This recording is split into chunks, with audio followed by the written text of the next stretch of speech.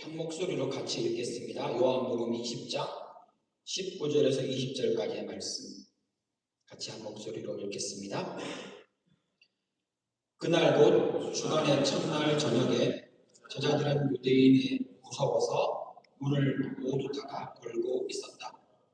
그때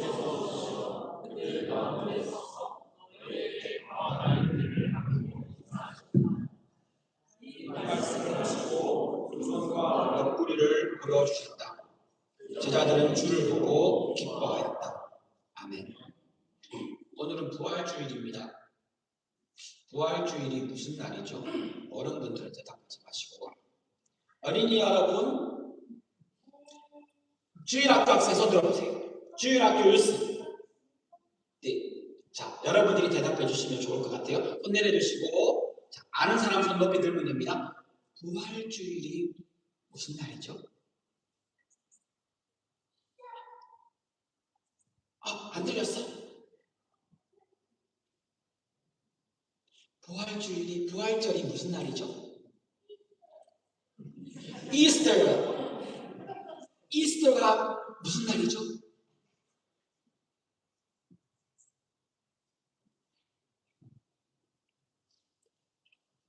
조금 기다려줄게요.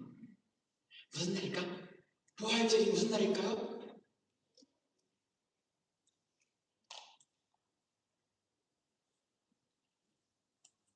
유나. 우와. 박수 받으면 안 됩니다. 예수님이 다시 살아나셨습니다. 그런데 이 소식이 막 기쁘고 즐겁고 행복하고 좋아야 되는 소식이 분명합니다. 우리는 그렇게 얘기를 들어왔잖아요. 맞습니다. 근데 이 소식을 처음 들었던 제자들은 하나도 안 기뻤습니다. 오늘 본문에 보면 20장 19절에 보면 이렇게 적혀 있습니다. 제가 읽어볼게요. 여러분들도 눈으로 따라가 보세요. 한글. 그날 곧 주간의 첫날 저녁에. 주간의 첫날은 요즘으로 얘기하면 썬데이입니다. 썬데이 저녁에. 예수님은 썬데이 아침에 부활을 하셨어요. 그러니까 그날 예수님이 부활하신 그날 저녁에 제자들은 유대인들이 무서워서 하나도 안 기뻤어요. 문을 닫아 걸고 너무 무서우니까 문을 닫아 걸고 집 안에 숨어 있었습니다. 예수님이 부활하셨는데 무덤이 비었다는데 그 소식을 들었는데 그날 저녁에 무서워서 숨어 있었습니다. 공포에 질려서. 문이 닫혀 있다는 것은 다른 사람하고 고립된다는 겁니다. 단절입니다. 마음이 닫혔습니다. 세상과 소통하지 않겠다는 겁니다. 창문도 닫았습니다. 나의 미래도 닫아버렸습니다. 여기서 생각해야 되는 것이 있습니다. 그 두려움의 한가운데로 예수님이 찾아오셨습니다. 여기 있는 우리 어린이 여러분들이 한번 생각해 보세요. 혹시 이런 느낌이 든 적이 있습니까? 학교에서 발표해야 되는데 너무 떨려서 어딘가에 숨어버리고 싶은 거. 앞에 나가서 뭘 해야 되는데 그게 너무 가슴 떨리고 힘이 드니까 땀이 막 나고 손에서 어떻게 누가 나를 좀 가려줬으면 좋겠다 라고 느낀 적이 우리 어린이들 중에 있습니까? 시험을 쳤는데 시험 점수를 엄마 아빠한테 보여줘야 되는데 와 잘했어. 그러면 자랑스럽게 엄마 나 이만큼 하고 보여줄 수 있는데 그날은 내가 아는 문제를 틀렸어. 그래서 엄마 아빠한테 말하기 싫으니까 무서우니까 혼자 방에 들어가서 문을 닫고 속상해하던 기억이 혹시 있습니까? 그때 우리는 방문을 닫아버리고 혼자 있고 싶어하는 건 우리 모두 다 경험하는 늘 있는 우리의 일입니다. 그때 우리는 어떻게 합니까? 제자들처럼 방문을 닫고 마음을 닫고 대화를 끊어버립니다. 무서우니까요. 이것이 우리가 무서움을 느낄 때, 두려움을 느낄 때 너무나 당연한 말입니다. 여러분도 그리고 저도 그렇습니다. 그 순간에 요한복음 20장 뒷부분입니다. 그때 예수님께서 오셔서 그들 가운데 서서 너희에게 평화가 있기를 하시고 인사하십니다. 제자들이 무서워서 두려워서 문을 닫고 스스로를 고립시키고 세상과 단절했지만 부활하신 예수님은 그 닫힌 공간 안으로 찾아오셨습니다. 내가 예수님께 찾아간 게 아닙니다. 예수님이 나를 찾아오셨습니다. 내가 두려워하고 내가 문을 닫았지만 예수님은 나를 찾아왔습니다. 그 문은 제자들을 방 안에 가둘 수는 있었겠지만 부활하신 주님을 막을 수는 없었습니다. 여기에서 첫 번째 중요한 메시지를 확인합니다. 부활은 우리 삶의 두려움을 즉각적으로 금방 제거해버리는 마술이 아닙니다. 오히려 두려움에 사로잡힌 우리를 찾아와 주시는, 그것도 평화를 들고 찾아와 주시는 구원의 사건입니다. 학생 여러분, 학생으로서 학교 다니시는 여러분, 예수를 믿는다고 해서 당장 내일의 시험이 없어지지 않습니다. 안타까운 소식이죠. 어쩌겠습니까? 내일 또 학교 가면 시험 치고 과제도 내야 됩니다. 친구와 갈등, 예수 믿는다고 마법처럼 내일 친구를 만나러 갔더니만 그 친구가 나를 보고 활짝 웃는 일, 그런 일 없습니다. 예수 믿는다고 진학이나 진로나 취업이나 결혼에 대한 고민이 막 사라지고 해결되고 와 세상이 막 그런 일 없습니다. 근데 그때 예수님은 두려워하고 있는 우리의 그 두려움 바깥에서 괜찮아지면 내가 밖에서 기다릴게 라고 기다리지 않으셨습니다. 어떻게 하셨습니까? 예수님은 내가 마음문을 닫았지만 그걸 뚫고 넘어서 내 그 고민 한가운데로 들어오시는 분이십니다. 참된 평강은 문제가 사라질 때, 문제가 없어지는 환경의 안전이 아닙니다. 참된 평화는 주님이 지금 나와 함께 하시는 것, 주님이 내 곁에 임재하시는 것, 거기서부터 참된 평화가 찾아옵니다. 그러므로 참된 평화를 위해 환경을 바꾸고 내가 뭔가 노력해야 되는 문제가 아니라는 겁니다. 주님이 내게 오심을 기다리고 그것을 기대하는 것, 오히려 그것이 우리가 할 수 있는 문제의 해결입니다.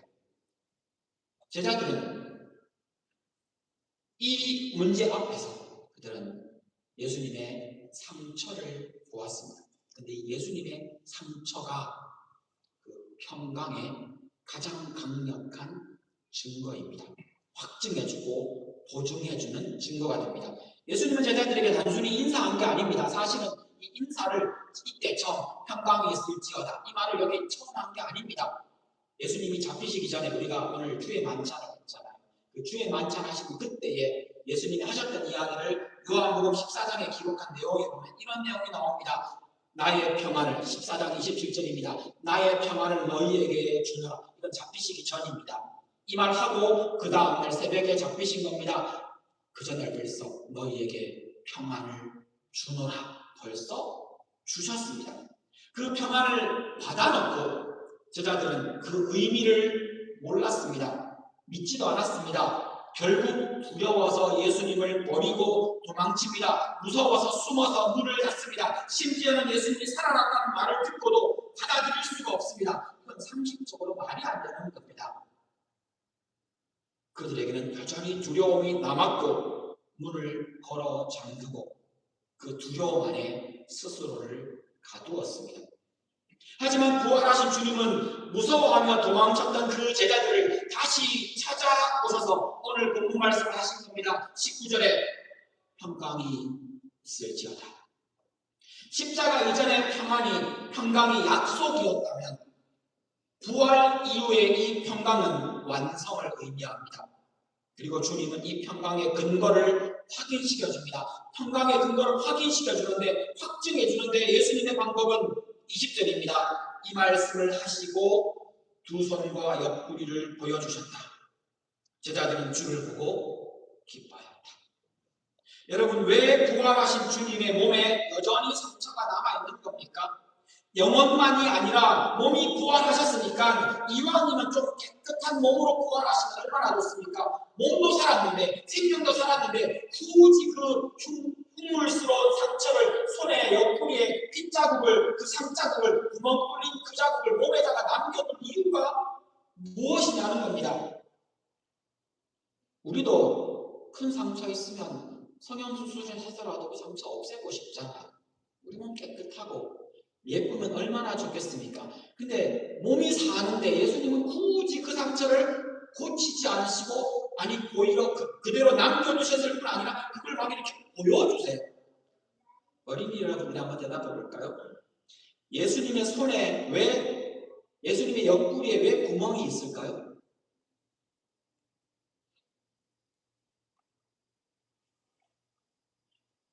진짜 어렵고 중요한 질문입니다.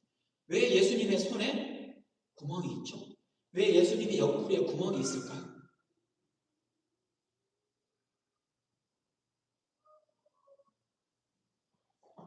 저도 조금 기다릴게요.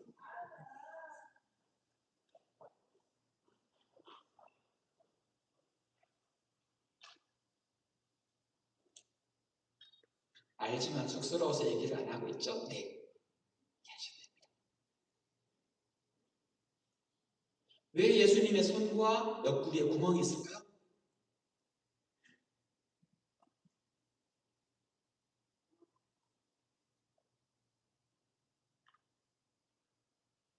네, 손 들어서 얘기해 주시면 됩니다.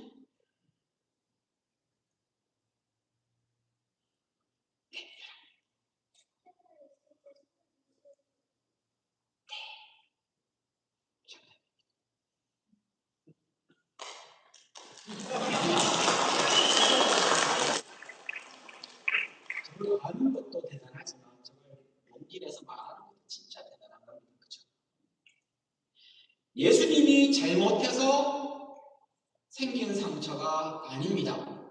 예수님이 실수해서 생긴 상처가 아닙니다. 예수님이 뭔가 그만한 일을 했기 때문에 잘못했기 때문에 혹은 어떤 이유 때문에 그렇게 받은 게 아니고 온전히 순수히 100%다 우리 죄 때문입니다.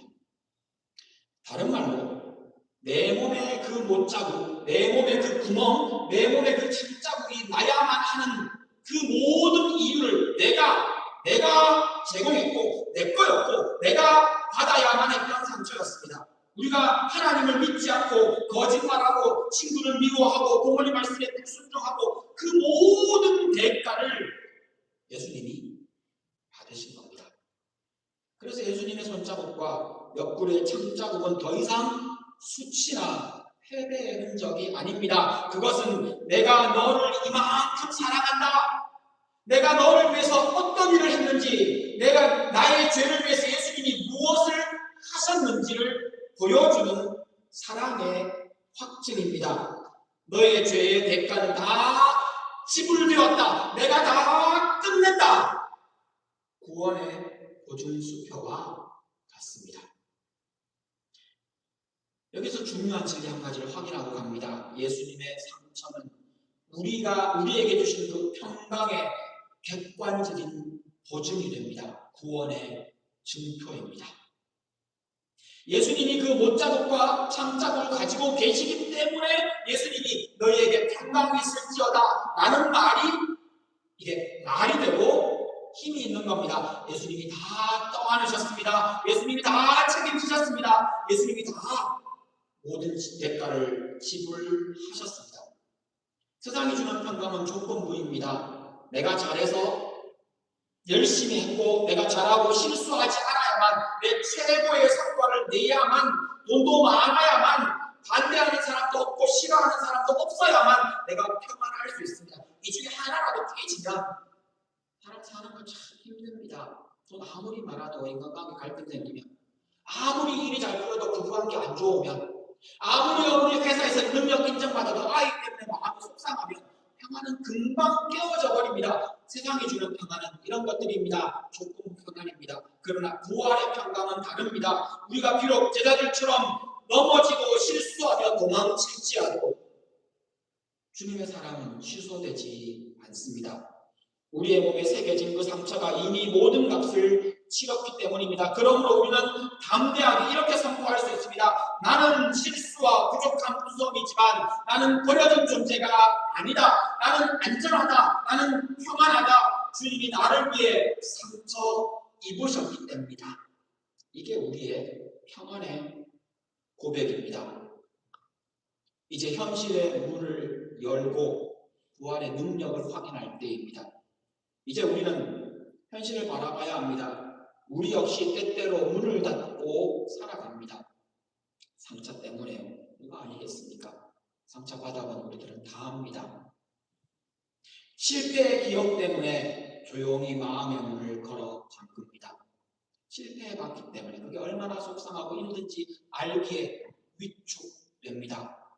겉으로는 경건하게 주일 와서 예배를 드리고 친구를 만나 웃을 수 있지만 속으로는 불안과 두려움에 떨고 있을 때도 우리는 많습니다. 치열하게 경쟁하느라고 예민하고 사나워집니다. 다 그렇습니다. 가족 보살피느라고 수고와 피곤함을 기꺼이 받아들이며 하루하루를 근근히 살아갑니다. 좋은 성과를 얻기 위해서 연구하고 공부하고 시간과 머리를 짜내면서 미래를 준비하는 우리 모두에게 여러분 이런 질문을 던질 수 있습니다. 무엇이 두려우십니까? 어떤 미래가 불안하십니까? 어떤 문제와 갈등이 내 마음을 닫고 스스로를 고립시키고 위축시키며 사람과의 문제를 사람과 만나는 것을 일을 해나가는 것을 피하도록 만듭니까? 어디로부터 도망가고 계십니까? 나를 찾아오신 예수님은 내 마음을 두드리시며 기다리시기보다 사실은 이 두드리시며 기다리신다는 이 그림은 요한계시록에 나오는 예수님의 이야기 중에 나옵니다. 밖에 서서 문 밖에 서서 문을 두드리는 누구든지 그 내 음성을 듣고 문을 열면 사실 그 이야기에서 강조하는 것은 예수님과의 교제입니다. 그런데 오늘 본문에서 확인할 수 있는 그 안에서 예수님이 찾아오신 이 이야기에서는 예수님은 그런 모습이 아닙니다. 오히려 내 마음으로 이미 훅 들어와서 이렇게 말씀하십니다. 너희에게 평강이 있을지어다. 이 평강 그리스 말로 에이레네라는 표현이고 히브리 말로 여러분 많이 들으셨던 샬롬이라는 말입니다. 이건 단순한 그냥 마음의 상태가 아닙니다. 이것은 하나님과 우리 사이에 깨어진 관계가 회복되었다고 하는 선언입니다. 그러므로 이건 감정이 아니라 존재가 바뀐 겁니다. 십자가 위에서 다 이루었다 라고 말씀하신 그 말씀이 성취된 결과로 우리에게 주어진 평안, 이건 승리의 소식입니다. 다 해결되었다. 지금은 내가 이 세상에서 좀 찌질하지만, 지금은 이 세상에서 힘들지만, 지금은 이 세상에서 이렇게 두렵지만, 지금은 이 세상에서 내가 불안하고 어렵고 많은 문제 앞에서 좌절하지만, 그러나 나는 안전하다. 안전하다. 이 평안이 예수님이 말씀하시는 그 평안입니다. 우리는 때때로 이렇게 묻기도 합니다. 왜 내 인생에는 여전히 상처가 남아있을까? 왜 나는 기도해도 상황이 즉시로 바뀌는 게 아닐까? 여러분 기억하십시오. 부활하신 주님의 몸에도 상처가 남아 있었습니다. 부활하신 고난의 흔적을 삭제하는 것이 부활이 아니라 이 고난을 통과하고 얻은 생명이 부활입니다. 이 땅에서 받는 고난, 그 고난을 겪으시고 힘든 일을 겪으시고 두려움을 느낄 때마다 여러분 기억해내십시오. 그래, 예수가 이것 때문에 오셨다. 예수님이 이것 위해서 상처받으셨다. 예수님이 이 문제 해결하셨다. 내가 지금은 여기에서 힘든 일을 잠시간 더 겪겠지만 하나님이 이 문제 해결하셨다. 예수님이 나와 함께 하시는 나 이 땅에서부터 벌써 이 두려움 이겨낼 수 있다. 이 고난을 통과하여 얻은 것이 부활이며 생명입니다. 우리의 삶에는 고난의 흔적이 남아있을 수 있습니다. 예수님도 그 상처를 안고 지금도 예수님의 몸에는 그 상처가 있습니다. 우리가 예수님을 만나면 우리 손으로 그 상처를 만질 수 있을 겁니다. 말씀을 마무리해 보겠습니다. 부활은 두려움 한가운데로 찾아오셔서 평강을 선포하시는 하나님의 계획입니다. 하나님이 개입하신 겁니다. 하나님이 들어오신 겁니다. 하나님이 해내신 겁니다. 그리고 이 평강은, 이 평안은 주님의 상처로 보증된, 확증된 증거를 제시해 주신 변치 않는 선물이 평강입니다. 제자들은 주님을 보고 기뻐했습니다. 두려움의 감옥에 갇혀있던 그들이 비로소 문을 열고 세상으로 나갈 용기를 얻은 겁니다. 여러분 두려우십니까?